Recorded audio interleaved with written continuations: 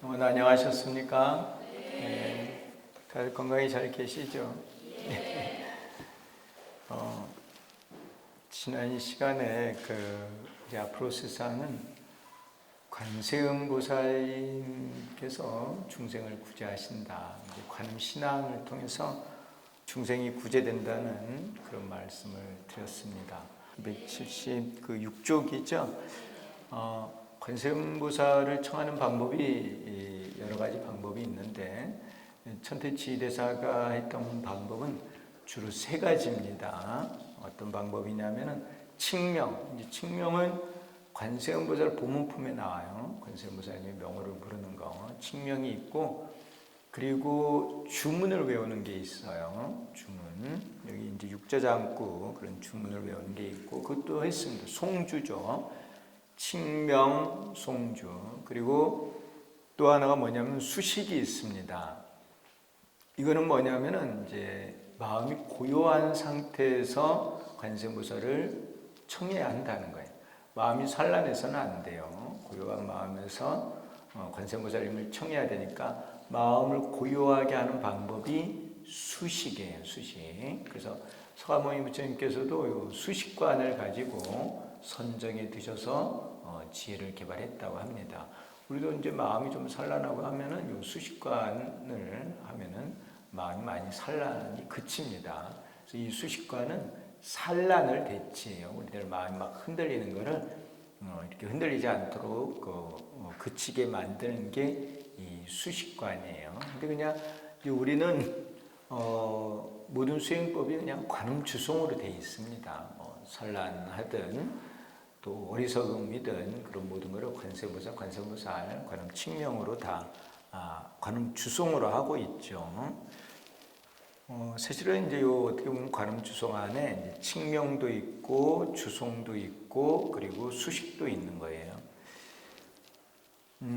요 수식에 대한 게 276조 맨 밑에 줄부터 이렇게 설명이 되어 있는데요.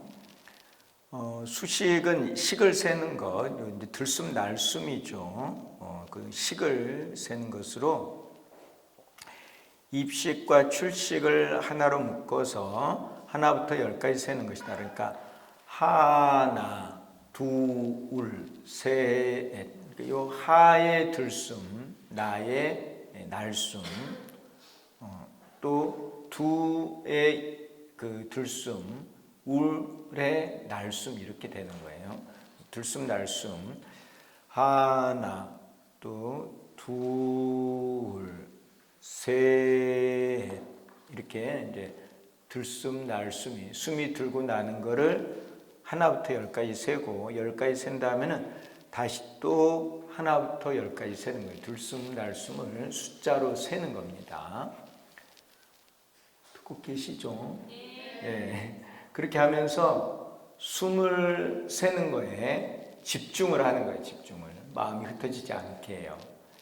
그리고 이제 어느 정도 집중이 되면은 숫자 세는 거는 하지 않고 들숨, 날숨이 있는 것만 이렇게 보는 거예요. 숨이 들어온다, 나간다, 들어온다, 나간다 이렇게 보는 거예요. 그를 식념 이렇게 표현을 해요. 이제 식을 생각한다는 거예요. 나중에는 그 식념마저도 그쳐요. 그게 이제 선정이에요, 선정. 그게 선정의 상태예요. 그래서 아무런 생각도 없이 마음이 고요한 상태가 되는 거.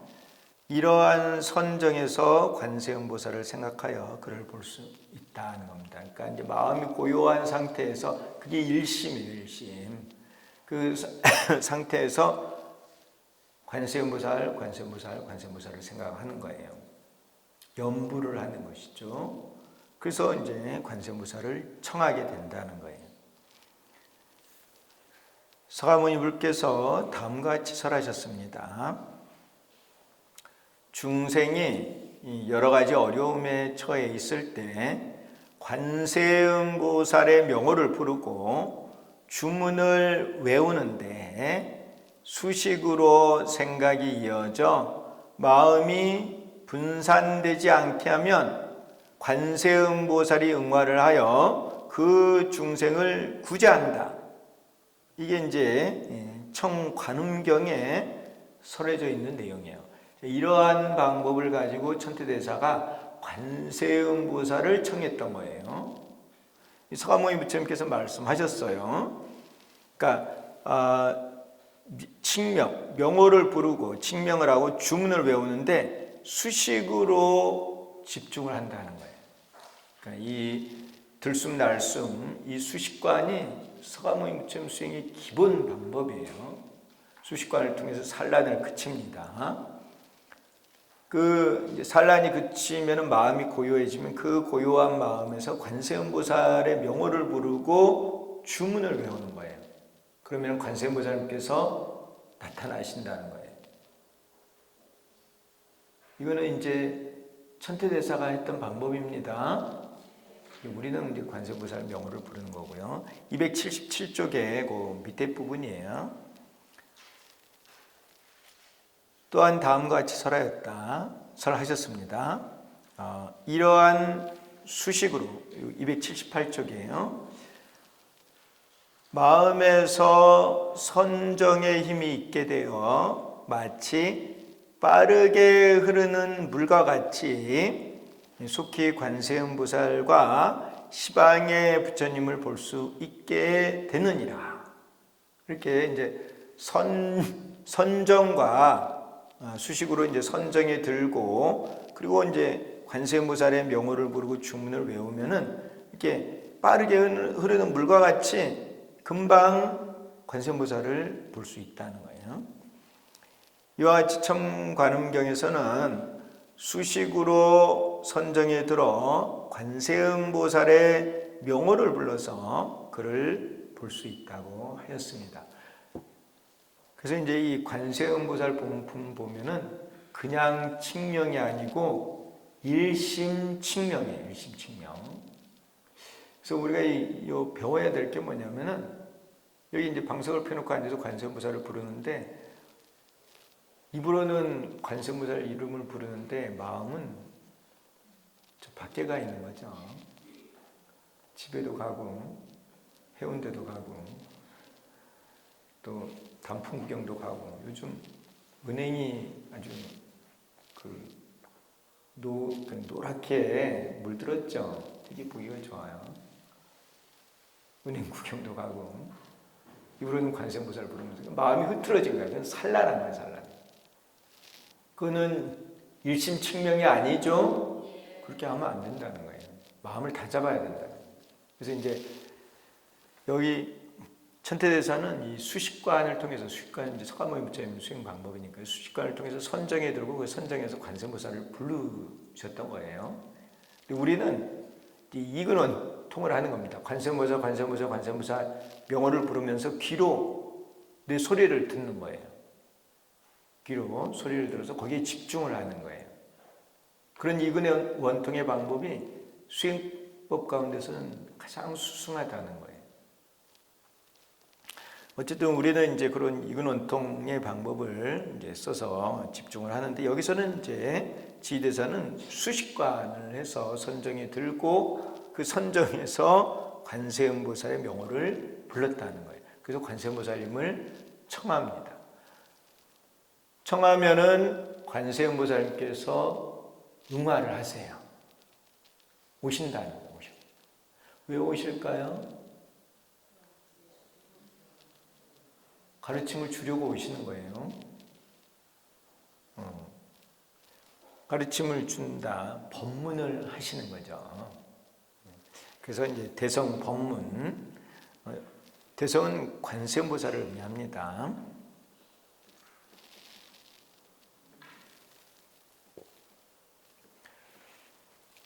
천태대사는 575년 38세 되던 해에 천태산에 들어가 응거생활을 하였습니다. 화정봉, 이 화정봉 이름이 참 특이한데요. 이게 산 정상이 연꽃 모양이라는 거예요. 연꽃 모양. 연꽃 위에 이 불보살님이 앉으시죠. 그래서 이 천태대사가 이 화정봉에 동굴을 하나 만들어서 그 그 안에서 수행을 합니다. 거기서 이제 대각을 성취해요.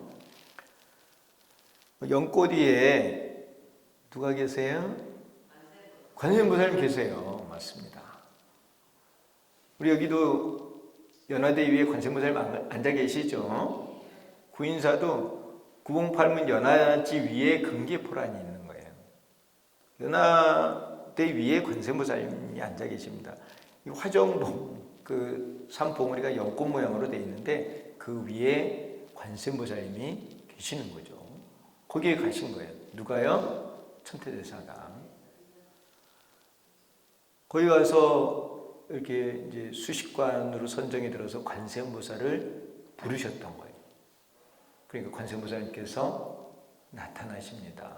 나타나셔서 법문을 해주세요. 그 법문을 듣고 깨달아서 천태종을 만든 거예요.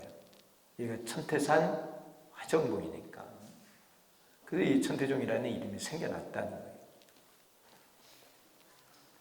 화정봉에 혼자 올라가 동굴에서 수행을 하였습니다. 이곳에서 지관의 수행으로 마라의 공격을 물리치고 안위를 얻었을 때 신승의 법문을 듣고 깨달음을 얻었습니다. 마라가 공격을 하는데 이제 표현이 이렇지만은 이건 사실은 시험을 보는 거예요. 시험을. 지난 목요일에 시험이 있었죠. 수능 시험 있었죠. 시험을 왜 봐요? 좋은 학교, 대학에 들어가려고. 시험을 잘 봐야 합격하죠. 시험 못 보면은 탈락이야. 탈락이면 또 재수해야 돼요. 이곳에서 지관의 수행으로, 이게 이제 공부 방법이죠. 불교 공부는 개정이에요, 개정에. 지관으로 수행을 하는 거예요, 불교는. 지관의 수행으로 마라의 공격을 물리치고, 아니, 이제 마음이 편안하게 되었을 때, 마라를 물리치면 마음이 편해져요. 선정이 들어요. 그때 신승의 법문을 듣고 깨달음을 얻었습니다. 이제 그 38살에 이제 올라가셨는데, 이제 깨달음을 얻은 때는 이제 41세 정도로 알고 있어요. 그러니까 한 3년을 수행을 하신 거예요. 혼자 산에서. 여기 산이 좀 높아요. 좀 춥습니다. 근데 여기 사람이 별로 살잖아요. 지금도 별로 사람이 안 살아요. 여기 이제 지금은 군부대가 있다고 해요. 제가 여기 근처까지는 가봤어요. 근데 사람은 별로 없고 보니까 짐승들은 많겠더라고요. 산이 이제 깊으니까. 근데 이제 혼자서 수행을 하는 거야. 동굴에서 혼자 수행을 하고 있는데 호련히 깊은 밤에, 깜깜한 밤이에요. 산에서 동굴에 혼자 사는 거 혼자. 깜깜한 밤이 됐어요. 호련히 깊은 밤에 큰 바람이 불어서 나무를 뽑고 천둥이 울려서 산을 흔들었다. 산에 이렇게 이제 밤인데 밤에 조금 무섭지 않나요? 근데 이게 이제 밖에서 이렇게 바람도 불고 천둥도 치는 거예요. 이때 바람 불고 천둥 치고 하는데 분위기 이제 스산하죠. 그때 동굴에 갑자기 도깨비가 나타났어요. 도깨비는 있어요, 없어요? 도깨비 본 적이 없나요?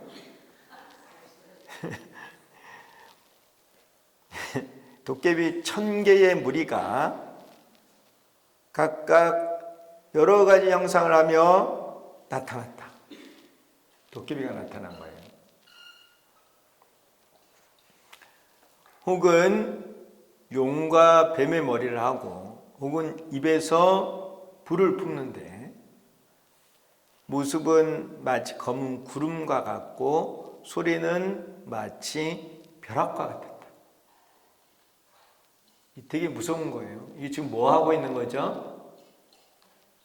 천태대소를 시험하고 있는 거예요. 선정에 잘 드는가 못 드는가.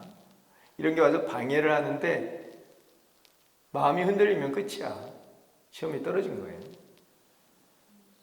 근데 천둥치고 번개치고 산에서 깊은 밤에 혼자 있는데 도깨비가 여러 무서운 모습으로 나타나는 거예요. 막 불도 품고. 무서운 모습 아시죠? 용과 뱃머리도 하고. 순식간에 여러 가지 모습으로 변하며 두려운 모습을 나타냈다. 그러나 그는, 천태대사는 안심할 수 있었고 당연히 공적하였다. 천태대사가 이걸 어떻게 했을까요? 어떻게? 저도 궁금해요, 사실은. 네, 저 같으면은 앉아서 이제 이런 게 나타나면은 눈 딱 감고 관세음보살을 부르겠죠. 관세음보살. 그럼 진짜 마음이 편해져요. 천태대사도 관세음보살을 불렀는지 아니면은 진리를 관했는지 아니면 뭐 아미타 연구를 했는지 그는 이제 정확히 알 수는 없어요. 근데 안심을 했다는 거, 안심을. 그는 안심할 수 있었고 다면히 공적하였다. 이 공적이라는 게 선정이 드는 거예요. 마음을 비우는 거예요. 왜요? 왜 마음을 비워요? 천태대사는 알고 있었어요. 그 도깨비가 진짜다 가짜다? 가짜다. 그건 환상이라는 거예요. 환상. 이 세상 모든 게 다 사실 환상이에요. 그를 알고 있었던 거예요, 천태대사. 그러니까 아무리 뭐 무서운 경계가 와도 그 환상이라는 걸 알기 때문에 마음이 흔들리지가 않는 거예요. 그러니까 안심한 거예요, 안심. 핍박하던 경계가 자연히 사라졌다. 와서 뭐 막 툭툭 건드려봐도 아무런 반응이 없으니까 그냥 사라진 거예요. 이거 가지고는 안 되겠다. 사라진 거죠. 그 다음 이제 마음을 또 흔들어 보려고 어떻게 하느냐 하면은 또한 부모와 스승의 모습을 하고 나타나서 근데 이제 이때 이제 천태대사가 41살이니까 부모님 돌아가신 지가 한 25년 된 거예요. 25년 동안 부모를 못 봤어. 보고 싶어요? 안 보고 싶어요? 많이 보고 싶죠. 혼자 산에 올라가 있는데 얼마나 보고 싶겠어요. 그래도 제일 친근한 게 부모잖아요. 스님들은 그렇거든요. 형제하고는 이촌이죠. 부모하고는 일촌이잖아요. 부모가 더 가깝거든요. 근데 이제 어쨌든 부모가 돌아가신 지 25년이 됐는데 부모가 이렇게 모습으로 나타난 거예요. 스승 회사도 이제 돌아가셨는데 스승도 나타났어요. 그 스승도 되게 그리워했거든요. 천태대사가. 나중에 이제 여기 대각을 성취하고 이제 스승의 발자취를 또 따라가기도 해요.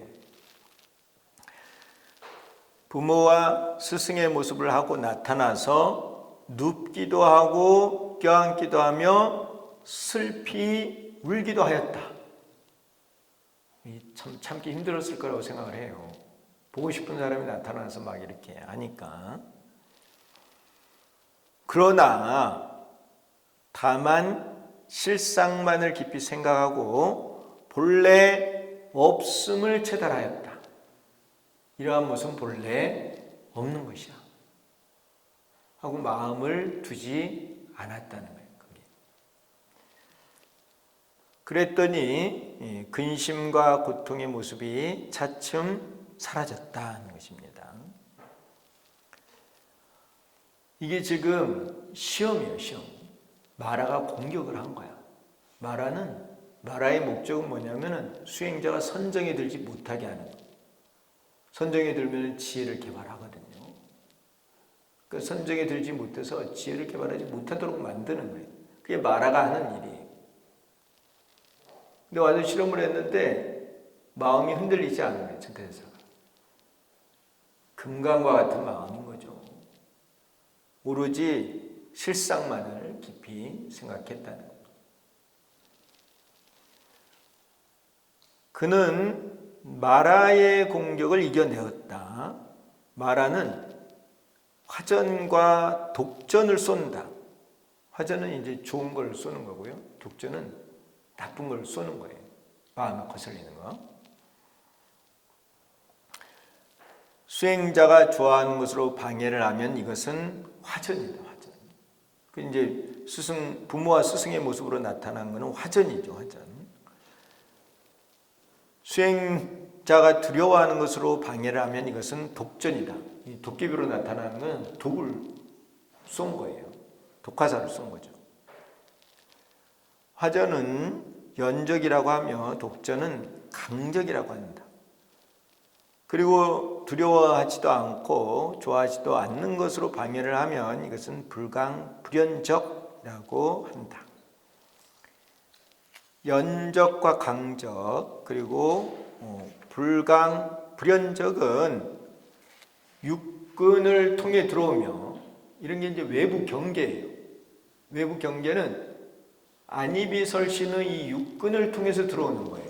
안이비설신의 육근을 통해 들어오며 모두 18수가 있다. 세 가지니까요. 강적, 연적, 불강, 불연적이니까 3, 6, 18. 이러한 수에 집착하면 안 된다. 집착하면 곧 병을 이루고 그 병은 치료하기 어렵다. 이것은 선정을 방해하고 죽어서 마도에 떨어지게 한다. 마의 길을 가게 한다는 거예요. 서가모니 부처님께서도 보리수 나무 아래에서 마구니의 공격을 받았죠. 근데 그걸 다 이겨낸 다음에 이제 대방을 성취하셨어요. 이 천태지휘대사도 마구니의 공격을 받은 거예요. 마구니의 공격을 물리친 거죠. 그 물리친 방법을 내가 여기 설명을 해놓은 거예요. 지관을 통해서 물리쳤다고요. 화정봉 동굴에서 수행을 하고 있을 때 바람이 불고 천둥이 치며 도깨비가 나타나 수행을 방해한 것은 독전을 쏜 것으로, 이 독화살 쏜 것으로 강적이 나타난 것이다. 이러한 공격에 대해 천태대사는 안심부동, 마음을 편안히 하면서 움직이지 않은 거예요. 왜? 그런 거는 다 환상이니까, 환상. 실제로 있는 게 아니니까요. 안심부동으로 다면이 공적하였으며 그 경계가 자연히 사라졌다. 또한 부모와 스승의 모습을 하고 나타나 수행을 방해한 것은 화전을 쏜 것으로, 이 꽃화살, 화전을 쏜 것으로 연적이 나타난 것이다. 이러한 공격에 대해 천태대사는 염실상법, 실상은 불생불멸의 실상이라고 해요. 염실상법으로 불생불멸의 실상을 깊이 생각하였으며 그 경계가 차츰 사라졌다. 실상은 생하지도 멸하지도 않아요. 이와 같이 그는 마라의 공격을 극복하였습니다. 안심부동은 지고 염실상법은 관이에요. 관. 진리를 관하는 거죠.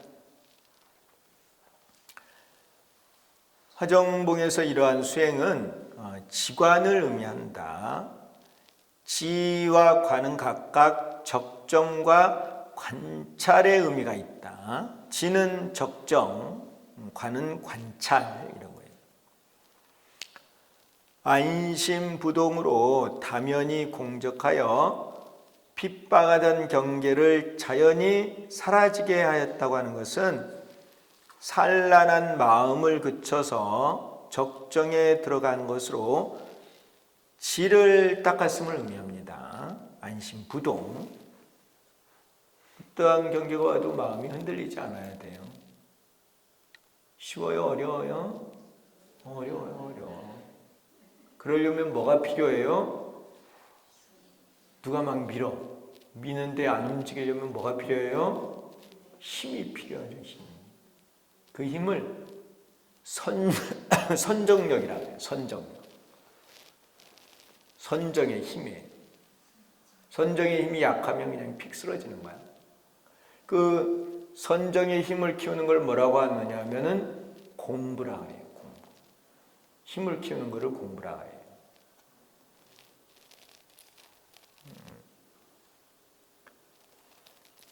또한 염실상법으로 근심과 고통의 모습을 차츰 사라지게 하였다고 하는 것은 변화하는 경계에 대해 실상임을 관조한 것으로 관을 닦았음을 의미한다. 이게 이제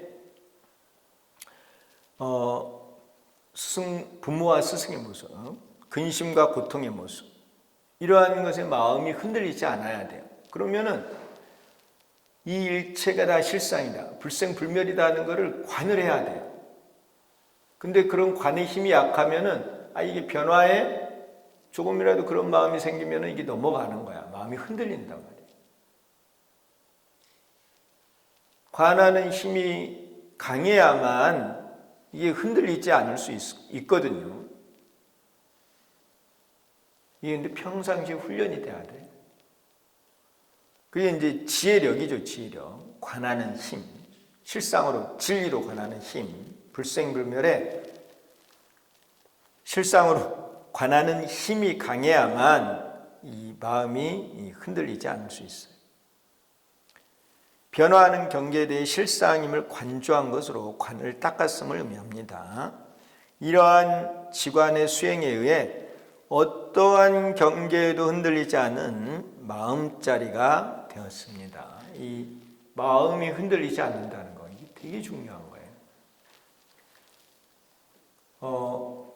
그전에도 이제 말씀드렸죠. 구인사는 이제 출가한 스님들이 계시고 출가하고 또 하산하는 스님들도 있어요.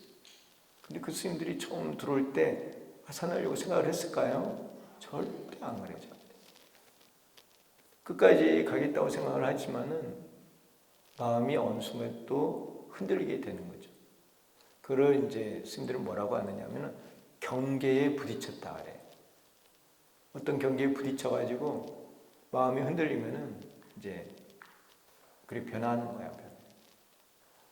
안타깝죠. 어떤 경계도 흔들리지 않은 마음자리, 이런 경계를 만들면 어떻게 해야 돼요? 수행을 해야 돼요. 수행을 하지 않으면은 마음이 흔들릴 수밖에 없어요.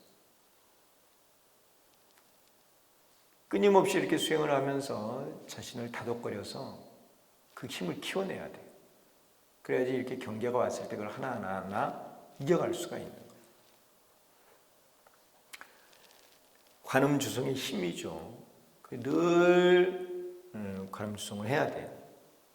자, 이와 같이 이제 안심부동과 염실상법, 이 지관법으로 천태대사가 마의 경계를 이겨낸 거예요. 독전과 그리고 화전, 마의 군대가 쏜 화살들을 다 막아냈어요.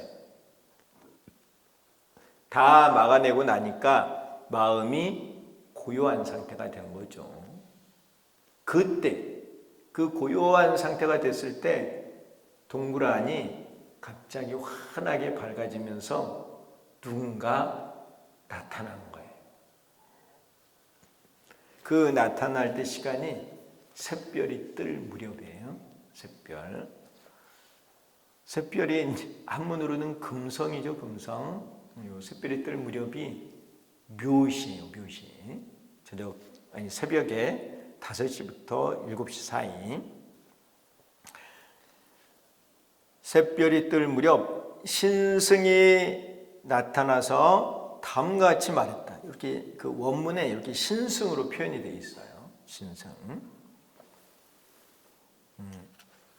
이 신승이 뭐라고 했느냐면은 천태대사에게 한 말씀입니다. 이 부분이요. 적을 제압하고 원수를 이겨냈으니 과히 용감하다고 할 수 있다. 천태대사가 이 마구니를 물리친 것에 대해서 이 신승이 용감하다고 인정을 했어요. 이 내용을 보면은 마의 군대를 시켜서 화살을 쏜 게 누구예요? 신승이 시킨 것 같아요. 신승이 다 지켜보고 있었어. 사실은 신승이 시험을 한 거야. 시험 감독관이에요. 천태대사를 시험을 한 거예요. 마원이를 시켜가지고. 마원이가 그러니까 이제 신장님들이 있죠. 신장님들한테 가서 독화살 좀 쏴봐라. 꽃화살 좀 쏴봐라 그런 거예요. 마음이 흔들리는지 안 흔들리는지 시험을 한 거예요. 너처럼 이러한 어려움을 이겨낸 자가 없다. 시험을 많이 해본 거예요. 시험을 많이 해봤는데 다 떨어졌어. 천태대사는 합격을 한 거예요.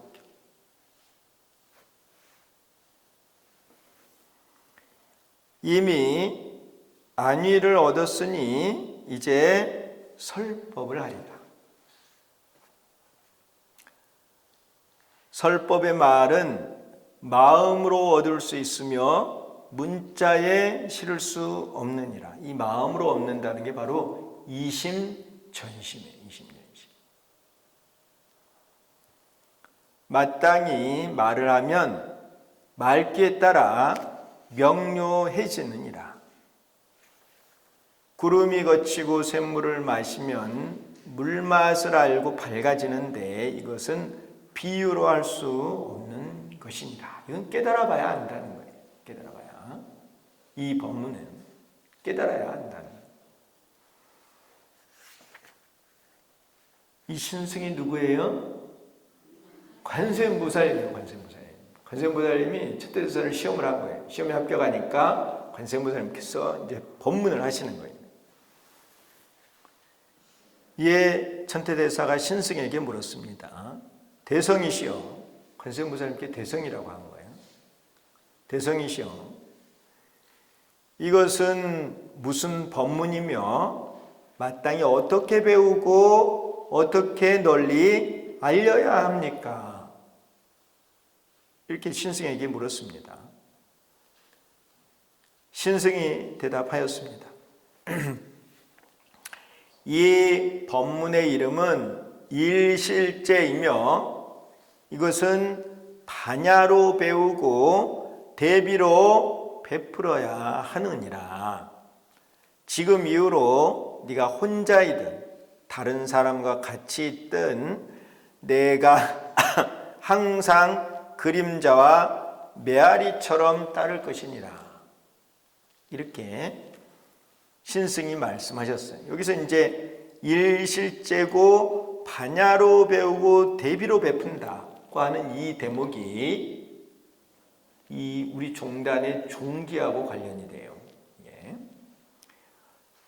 그 일실제가 뭐냐면은 일실제가 동그라미 3개는 청색 3원을 말해요. 삼재원용. 반야로 배우고 대비로 베푸는 것은 금강저예요. 금강저는 지혜를 상징해요. 그래서 이제 위로 뿔세계는 삼재원용을 깨닫는 상구보리를 말하고 아래로 뿔세계는 하와 중생을 말해요. 중생을 교화하는 거예요. 그러니까 반야로 배우고 대비로 베푼다는 거예요.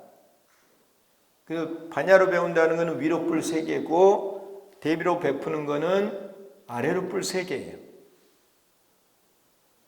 그래서 바로 이 순간이 천태종이 탄생하는 순간이죠. 천태대사가 깨닫는 순간이니까요. 일실제 법문을 들어서 천태대사가 깨달아요. 이때 이제 천태종이 만들어졌고 이걸 이제 지금 이 청색 삼원과 금강조로 이게 표현이 돼 있어요. 그러니까 알고 보면은 이 천태종기는 그 근원이 어디냐면은 관세음보살이에요. 관세음보살님의 일실제 법문. 반야로 배우고 대비로 베푼다는 그 말씀이 바로 이 종기예요. 종기.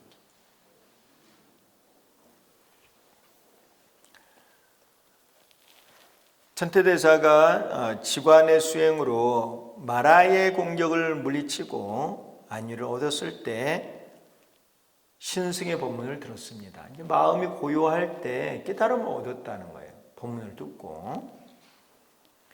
이 법문의 이름은 일실제이며 이것은 반야로 배우고 대비로 베푼다. 설법의 말은 마음으로 얻을 수 있으며 문자에 실을 수 없다고 하였는데, 이것은 문자를 보고 지식으로 아는 것이 아니라 수행을 하여 지혜로서 깨달아 알 수 있음을 의미한다. 이 일실제는 지혜로서 깨달아 알 수 있는 거예요. 그러니까 반야로 배우는 거예요. 지혜를 성취하였을 때 밝게 비추어 볼 수 있으므로 반야로 배운다고 한 것이다. 아셨죠? 우리도 이 지혜를 개발해요. 지혜를 개발해야 돼요. 지혜를 개발하려면 뭐가 필요해요? 선정이 필요한 거예요. 선정이 들려면은 마운이를 이겨내야 돼요. 마운이를 이겨내야 선정에 들고 지혜를 개발하는 거예요. 진리를 깨닫는 거예요.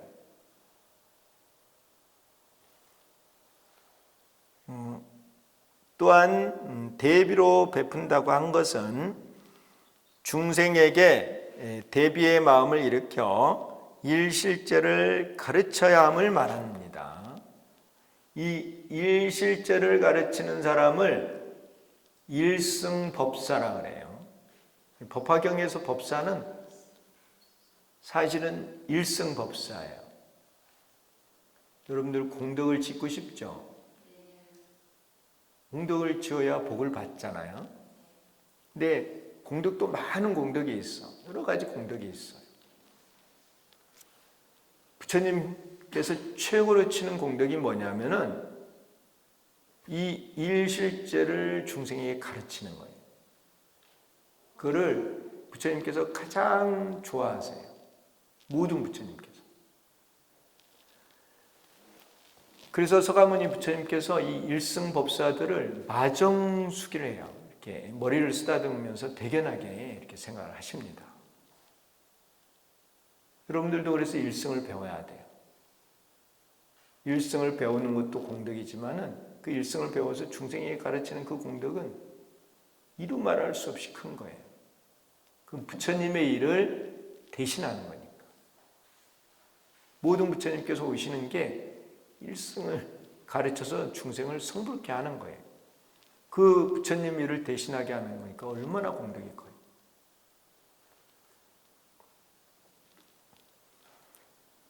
커요. 지혜로 일실제를 깨달으면서 또한 중생도 지혜를 닦아 일실제를 깨닫도록 가르쳐야 한다. 이게 바로 법사가 하는 일이죠.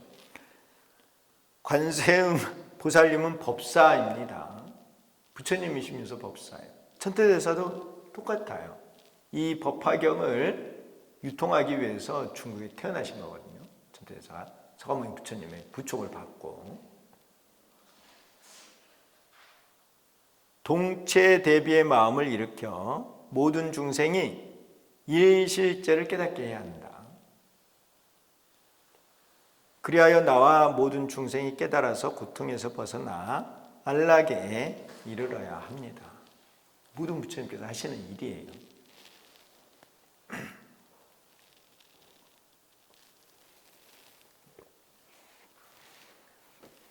천태대사는 마라가 공격하여 올 때 다만 실상만을 깊이 생각하여 그것을 극복하였다. 그가 생각하였던 실상은 일실제입니다. 일실제를 깊이 생각한 거예요. 그러니까 일실제를 깨달은 거예요. 제가 누차 말씀을 드렸는데요. 무슨 말씀을 드렸느냐면 삼재원용을 이해를 해야만 삼재원용을 깨달을 수 있어요. 이해를 하려면 믿어야 돼요. 믿으면 이해할 수 있고 이해하면 수행을 통해서 증득할 수 있어요. 이해도 못하는데 수행을 해서 증득할 수는 없어요. 그런 이치는 없어요. 이해를 해야 돼요. 삼재원용의 이치를 이해를 해가지고 내가 평상시에 생활을 해야 돼. 모든 것을 삼재원용으로 보고 내가 마음도 삼재원용으로 쓰고 그렇게 평상시에 그러한 마음과 행동을 하게 되면은 내가 앉아서 관세음보살을 불러서 그거를 확실하게 깨달아서 성불하는 거예요. 반드시 그렇게 돼 있다는 거예요. 그 부처님 말씀이에요. 그래서 이제 수행을 하는데 이해가 깊지 못하면은 그를 외범이라고 하고요. 수행을 하는데 이 이해를 깊이 하면서 이 수행을 하면은 내범이라고 하고 현자라고 해요. 그 내범 현자가 나중에 미혹을 깨서 성인이 되는 거예요. 그럼 명심하세요. 이 진리를 깨닫는 과정에 대해서 설명을 하는 거예요. 우리 진리를 깨달아야 중생이 부처가 될 수 있거든요. 깨닫는 법에 대한 말씀이에요. 공가중의 진리, 삼조원흉의 진리가 다 그렇다는 거예요. 문제는 이제 이 삼조원흉의 진리를 이해하는 게 쉽지가 않은 것이죠. 그가 생각하였던 실상은 일실제다. 이러한 일실제에 대하여 삼재원흉으로 설명을 하였습니다. 그는 법화현에서 다음과 같이 설하였습니다. 이 천태대사가 자기가 깨달은 일실제를 이 법화현에서 설명을 하고 있었어요. 그래서 그 설명한 내용을 내가 이렇게 인용문으로 이렇게 써놨습니다. 천태대사의 설명에 삼재원흉에 대한 설명입니다. 이 우리 종기에 청색 3원으로 표시되어 있는 거예요. 우리가 이걸 깨닫기 위해서 관세음보살을 부르는 거예요. 일실제는 즉공, 즉가, 즉중으로 다름이 없고 둘이 아니어서 일실제라고 이름한다. 공과 중이 다름이 없다. 둘이 아니다. 그게 일실제라는 거예요. 만약 세 가지로 다르다면 그것은 허위이며 허위의 법을 일실제라고 이름하지 않는다. 세 가지의 다름이 없으므로 곧 일실제다. 만약 다르다면 전도가 아직 파괴되지 않은 것으로 일실제가 아니다. 세 가지의 다름이 없으므로 전도가 없으며 전도가 없으므로 일실제라고 이름한다. 다르다고 하면 일승으로 이름하지 않는다. 이 일승이라는 게 바로 이 일실제, 삼조원흉을 말하는 거예요. 일승. 세 가지가 다르지 않아서 원만하게 구조감으로 일승이라 이름하며 이러한 일승은 높고 넓으며 여러 가지 보배로 장식하여 일실제라고 이름한다. 만약 공가증이 다르다고 하면 전도라고 이름하며 다르지 않다고 하면 부전도라고 이름한다. 전도되지 않으므로 번뇌가 없으며 번뇌가 없으므로 정, 깨끗할 정이라고 이름한다. 번뇌가 없으므로 곧 업이 없으며 업이 없으므로 아라고 이름한다. 이 아는 자제아를 말해요. 자제아. 업의 속박에서 벗어난 자유로운 나를 말해요. 중생은 업의 속박이 돼 있어요. 그 업의 테두리를 벗어나지 못해요. 근데 업이 다 소멸이 되면 자제한 나가 있어요. 그 자제한 나를 아라고 표현한 거야. 아. 업이 없으므로 과보가 없으며 과보가 없으므로 락이라 이름한다. 업이 있으면 업에 따른 고통을 받아요. 근데 업이 없으니까 고통이 없어. 그러니까 즐거움이야. 그를 락이라고 이름한다는 거예요. 과보가 없으므로 곧 생사가 없으며 생사가 없으면 곧 상이다. 생멸이 없는 거죠. 그러니까 항상하다는 거예요. 이거를 이제 연결을 해보면 뭐가 나오냐면은 이러한 상나과정이 나와요. 부처님께서 얻으신 게 뭐냐면은 상나과정이에요. 상나과정을 이름하여 일실제라고 한다. 일실제라는 것은 곧 이것이 실상이다. 실상. 우리가 이제 성취해야 되는, 도달해야 되는 구경의 자리가 바로 이 상나과정이에요. 여기 도달하면 이제 공부가 다 끝나는 거예요. 해야 될 게 다 끝나는 거예요. 내가 불생불멸이 되는 거예요. 생로병사가 있으니까 괴로운 거죠. 모든 생로병사를 벗어나면 상락과정이에요.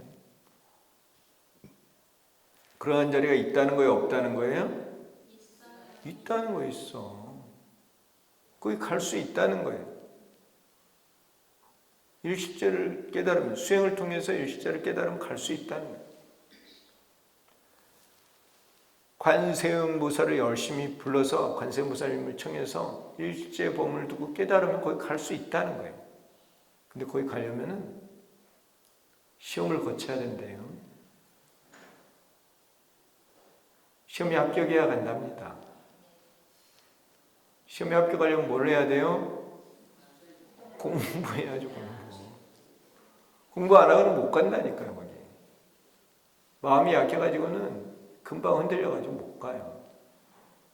그건 예외가 없어요, 예외가. 이와 같이 삼재 원흉을 깨달아 무상보리와 무해해탈 그리고 무한생명의 삼덕을 구현할 수 있습니다. 이와 같이 하려면은 삼재 원흉을 깨달아야 돼.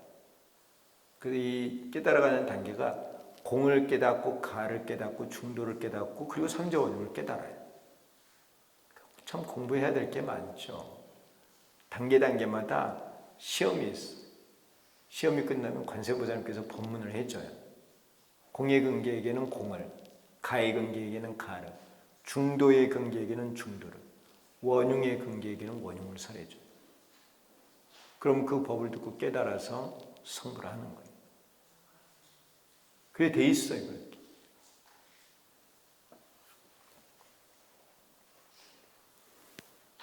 저는 평생 공부하는 걸 좋아해요. 정말로요. 그냥 공부하는 게 습이에요. 저는. 다른 게 하나도 재미없어. 공부하는 것만 재밌어. 이상해. 그냥 공부만 해요, 공부만. 여러분들도 그러시죠? 근데 대체로 전 세계에 이제 200개 넘는 나라가 있잖아요. 그 많은 나라 가운데서 한국 사람이 공부하는 걸 제일 좋아해요. 진짜입니다, 진짜. 그래서 한국 사람들이 좋은 걸 잘 개발을 하는 거예요. 첨단 기술이 뛰어난 거예요. 그럼 공부를 좋아하지 않으면 그렇게 못해요. 뭐 아무리 인구가 많아도 진짜 공부를 하는 사람이 있어야만 좋은 걸 개발해내거든요. 평균적으로 우리나라 사람들이 공부를 좋아해.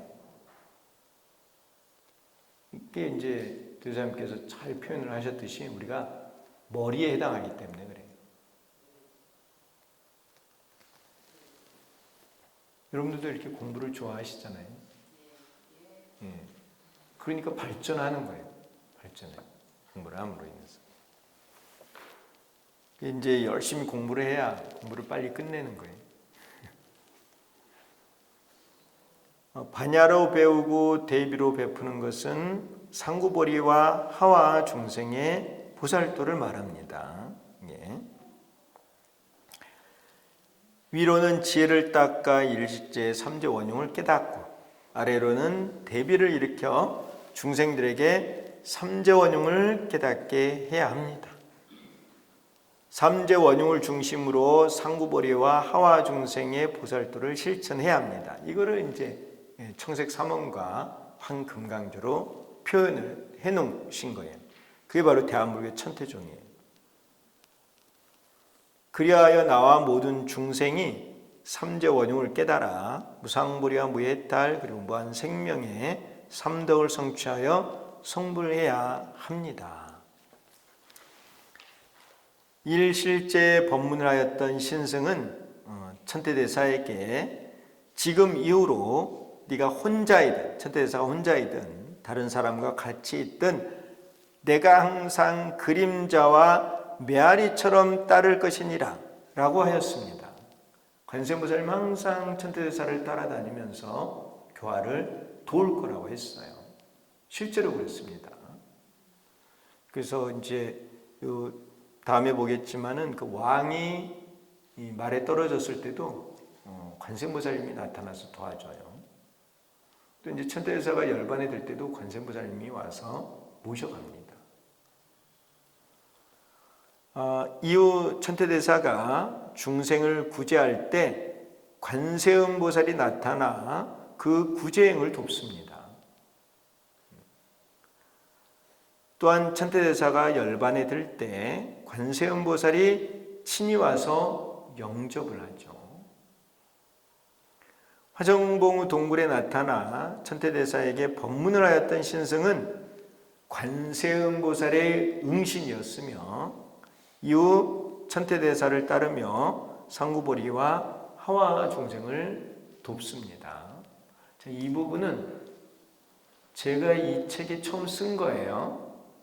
그전에는 제가 이제 뭐 법문만 하고 이렇게 설명만 했어요. 근데 이 신승이 누구라는 거에 대해서 이렇게 명확한 게 없어서 내가 이 책에 이렇게 써놓은 거예요. 이 신승은 관세음보살이다 하는 거를 이 책에 이렇게 밝혀 놓았습니다. 명확하게. 그 근거가 이제 천태지자대사 별전이에요. 그래서 이 천태지대사는 이 평생을 관음신행으로 일관을 했어요. 그래서 아까도 이제 처음 시작하면서 말씀드렸듯이 앞으로는요, 관음의 이런 감흥에 의해서 모든 중생이 제도가 되게 돼 있어요. 앞으로 계속. 그래서 대주사님께서도 원래 대주사님은 부처님이세요. 부처님이신데 이제 중생 교화를 하러 내려오신 거예요. 부처님이시기 때문에 상구보리는 없어요. 다 깨달으셨어요. 상구보리가 다 끝나셨다는. 근데 이제 중생 교화가 남으신 거죠. 중생 교화를 하러 오신 거예요. 근데 이제 우리들에게 뭘 가르쳤느냐면 관음 신행을 해서 불도를 이루어라. 이걸 가르치러 오신 거예요. 그래서 평생을 또 관음 신행을 하신 거예요. 관음 신행 모습을 보여주신 거예요. 우리들에게. 너희들도 나처럼 이렇게 관음 신행을 통해서 깨달음을 이루어야 하느니라. 이걸 가르치신 거예요. 그래서 구인사에도 그 법당이 있었는데 그 법당 이름이 보타전이었습니다. 보타전. 보타전에는 관세음보살님을 모신 거예요. 앞으로는 이제 중생제도는 관세음보살님께서 하시니까요. 구인사가 있는 자리 금계포란 바로 관세음보살님께서 중생구제를 하시는 자리예요. 이게 이제 천태대사도 관음 신행을 통해서 대각을 성취하셨고, 그래서 중생들에게도 이 법을 설하시는 거예요.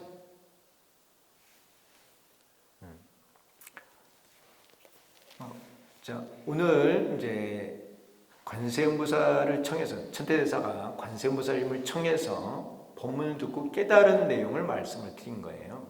그래서 이제 천태대사가 관세음보살님을 청할 때는 세 가지를 했다는 말씀을 드렸습니다. 그러니까 칙명을 하고 그 주문을 외우고요, 송주. 그리고 수식을 했다는 거. 그 수식은 이제 서가모니 부처님께서 하셨던 방법이에요.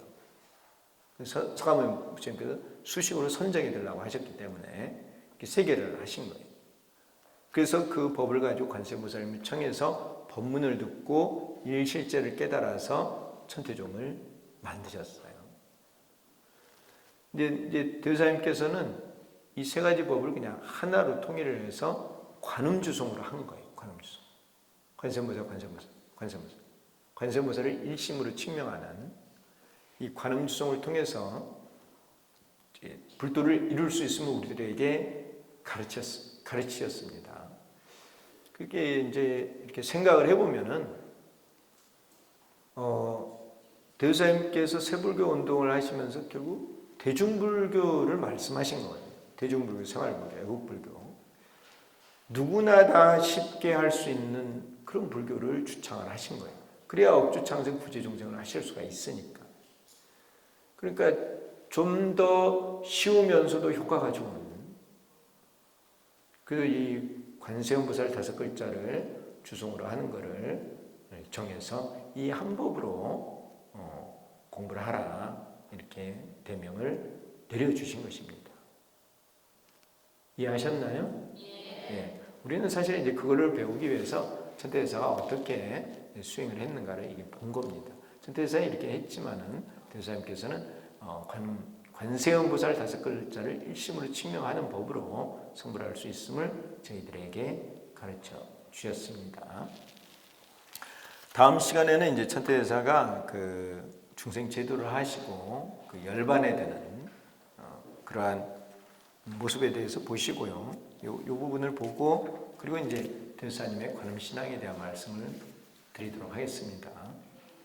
한절기 건강에 유의하시고 또 공부 열심히 하시고 또 다음 시간에 뵙도록 하겠습니다. 감사합니다.